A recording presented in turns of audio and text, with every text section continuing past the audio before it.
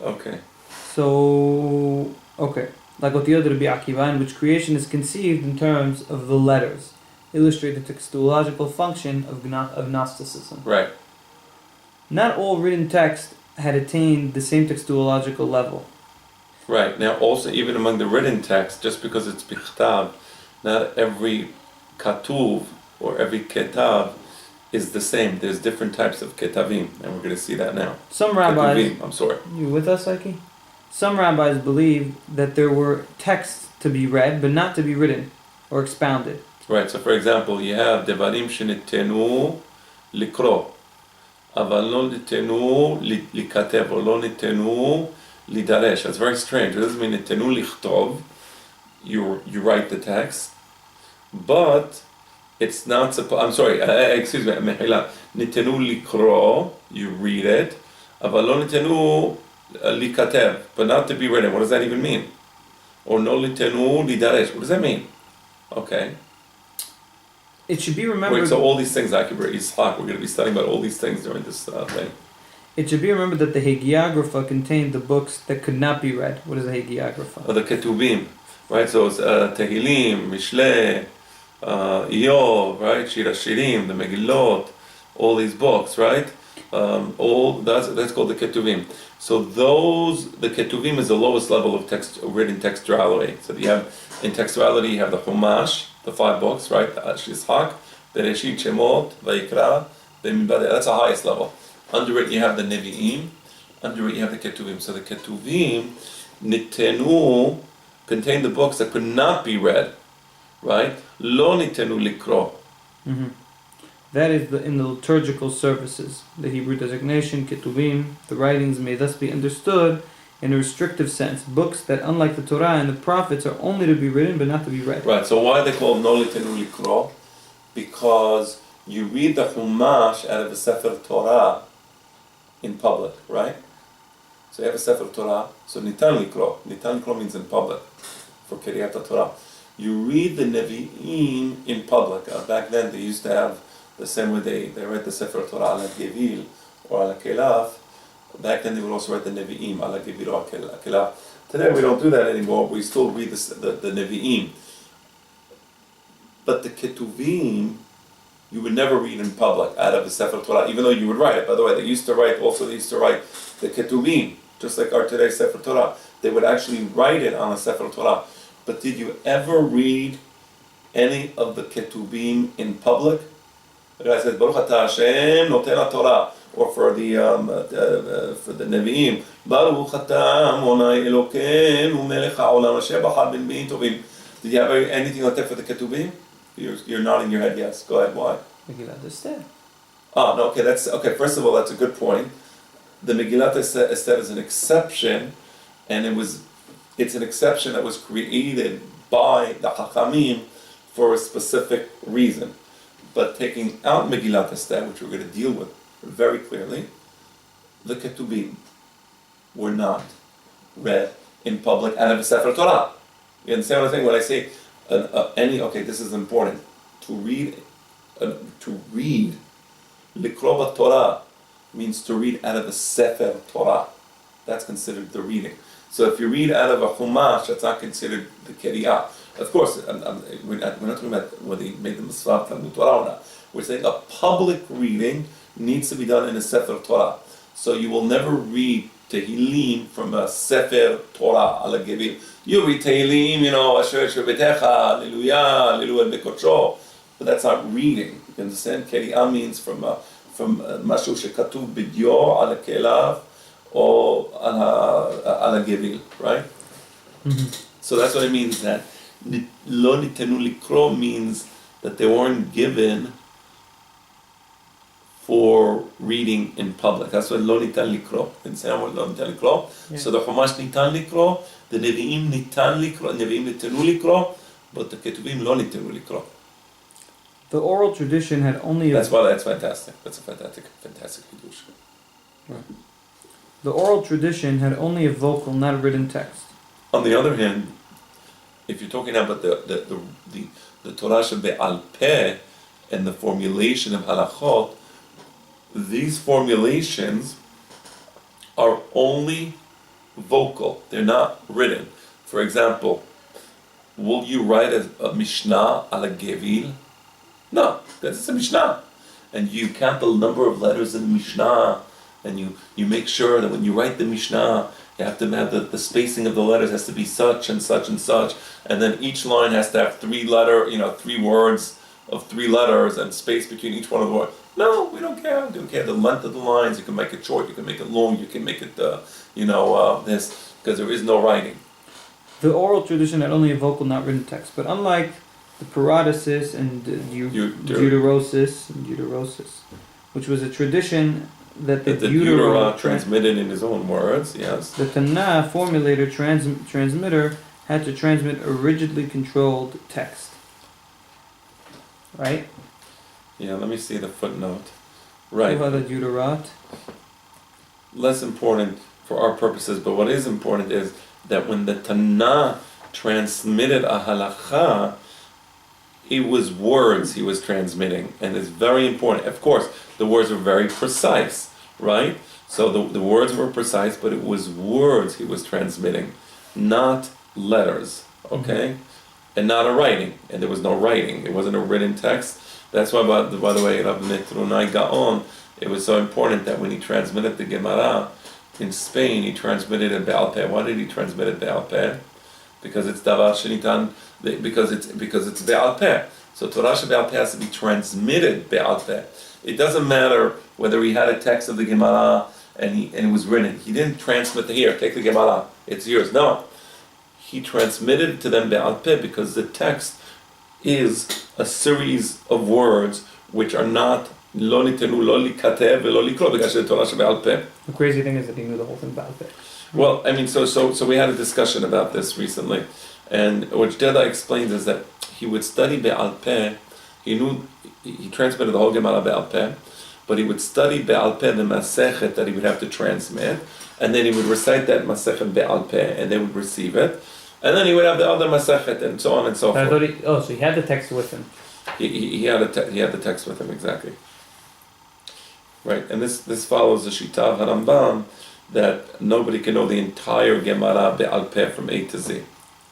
Right? That's why I'm making that point. Okay. This is the point that Jeda, once somebody asked Jeda recently, and that was the answer. Okay, so now, right, but it is a rigidly controlled text. For example, Ike, if you say Me'ematai, instead of saying Me'ematai korim Shema be'arvit, you'll say Mimatai korim et keriat Shema ba'layla. I would yell at you. Because that's not what the words are. It's rigidly controlled. It says me'ematai, not mimatai, and it doesn't say balayla. It says be'arvit, right? And instead of saying mishasha kohanim mechasim lechovit trumatan, you say miseta kochavim. I would yell at you. It's not seta kochavim. It says misha'a. It could be that indeed hakohanim mechasim lechovit trumatan miseta kochavim, but that's not what the text says. It says misha'a kohanim mechasim lechovit trumatan. Later on, you can tell me, but that's seta kochavim. But when you recite the Mishnah, you have to recite it correctly. So it's a rigidly controlled text. As the Hebrew term Hasonim, outsiders, designates the books that do not belong to the scriptures, the Aramaic equivalent Baraita stands for those traditions that do not belong in the official collection of formulations. Right. So this comes from Teshuvot HaGeonim, and the point is as follows. So we have Sefarim Chisonim. For example, Aki, there are certain books that were written by Shlomo HaMelech that they did not bring them into the Ketuvim. Their books written by Shlomo HaMelech. There was other books written, and not all the books are Sifrei HaShmonaim. Maccabim, right, from the days of the Hashmonaim, right. Not all the books were incorporated into the Abba V'Esrim. The Abba V'Esrim has exactly... How many books? 24 books. Okay. 24 books, exactly. So it has 24 books. So what do we call these books that didn't make it into the Abba V'Esrim with the Sifrei Maccabim and others? Sefer Ben Sira. By the way, Sefer Ben Sira, there's an entire Amud in Masechet Yevamot, that the whole Amud is Pesukim from Sefer Ben Sira. There's not something wrong with Sefer Ben Sira, but it didn't reach the level of the Ketuvim, and therefore it was excluded from the Ketuvim. But we don't have any of these books anymore. What? These books, we don't have them in their original form. Because we only have them in Latin or Greek. Okay, fair enough. Okay, but the point is, these are called sefarim chisonim. What does chitzon mean? Chitzon means outside, right? So now, okay, so we have the Tanakh, which is the whole Torah shebichtav is the Tanakh, right? They have sefarim chisonim, didn't make it into the Tanakh. Okay. Similarly, in the Torah Shebe'al Peh, you have the Mishnayot. Then there's halachot that didn't make it into the Mishnah. What do we call those halachot, Aiki? Baraitot. Wow, very good. Exactly. What does baraitot mean? What does bara mean? Barra. I'm not sure. Outside. Right? Bara means outside. So baraitot means outside. So you see the relationship between chisonim, which means outside, and baraitot, which means outside. So you see there's like a structural parallelism between the Torah shebichtav, which has the books that made it, right? And the sefarim chisonim that didn't make it into the official Tanakh. And then you also have here, you have the Mishnayot, the Torah Shebe'al Peh, the books that made it into the Shisha Sivrei Mishnah. And then you have Baraitot that didn't make it into the Shisha Sivrei. That's a fantastic, that's from the Geonim. Let me read the footnote. Footnote on page 170. What number footnote, Daddy? 5. Right? Footnote number 5. Okay. This is from Teshuvot HaGeonim. He has a source here. Okay. And he says, see Yerushalmi Eruvin. Right? And it says like this in the Yerushalmi, in Masechet Eruvin, the footnote says on page 176. 176. 176. Got it. Okay. It says, footnote 5, any oral text that was not incorporated into an authoritative collection is not valid. So if you have an oral text, didn't become part of the Sifra, didn't become part of the Sifrei, didn't become part of the Tosefta, of course didn't become part of the Mishnah, it's not valid. What does it mean it's not valid? It doesn't. It's not authoritative for purpose of Pesach Halacha. So Harambam, when he wrote the Mishneh Torah, the Mishnayot, the Toseftot, the Sifra, Sifrei, right? All these were authoritative texts. Let's say somebody finds a text, a baraita, and it's not part of an official formulation. It's not a basis for Pesach Halacha. For poskim like Harambam and others who would make Pesach Halacha out of the Gemara, which is a correct Pesach Halacha, it's not a basis for that Pesach Halacha, right? Mm-hmm. That's what the Yerushalmi says, right?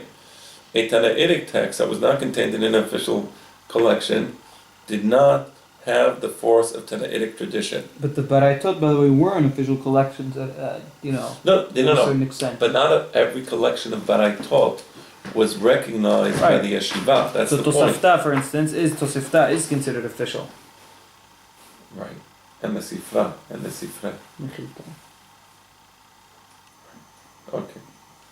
Okay. A Tanaitic text that was not contained in an official collection did not have the force of Tanaitic tradition. It cannot be construed as a metibi, refutation or challenge of a Talmudic authority. So you can't say metibi, I found this old baraita that nobody heard of, and this baraita contradicts what you just said. You can't have a metibi like that. A metibi can only be from an official baraita. Okay? Mm-hmm. Let's go back to the main text. Similarly, there were different levels of textuality. Terms such as Tana, Tanura, Banan, etc. Tana, right? Right, Tana, right, you're right. Tanura, Banan, etc. serve to indicate the different levels of the oral tradition. Right, so you have sometimes, before you bring about Tana, I'll say Tana. So sometimes it says Tanya. Sometimes it says Tanura Banan. Right, so what does that mean? So it's different levels. So the highest form, of course, is Tenan, which is a Mishnah. If you see Tenan in the Gemara, it means this is a Mishnah. Tanura Banan means the highest level of Baraita outside the Mishnah, which was accepted by all the yeshivot, right? So it's Tanura Banan is the highest level, other than Mishnayot. Then you have Tanya. Tanya means this is official Baraita accepted by the yeshiva, one of the yeshivot, as opposed to Tanura Banan, which is all the yeshivot. Then you have Tana. So Tana usually means a specific Chacham had this in his collection of Baraitot. You see, so there's different levels. So it's important to know the terminology, what these terms mean. Mhm. Is there a footnote here? Footnote 6, you have it? But it's the same footnote. Okay. Okay. One of the fundamental premises of this study is the view of Shirira Gaon. Following Gaonic historiography, he viewed the destruction of Beter as a turning point for the Jewish people and as the beginning of the rabbinic movement leading to the foundations of the Mishnah and the Talmud. Okay, let's stop here. This is a good place to stop, okay? Okay. I want to study.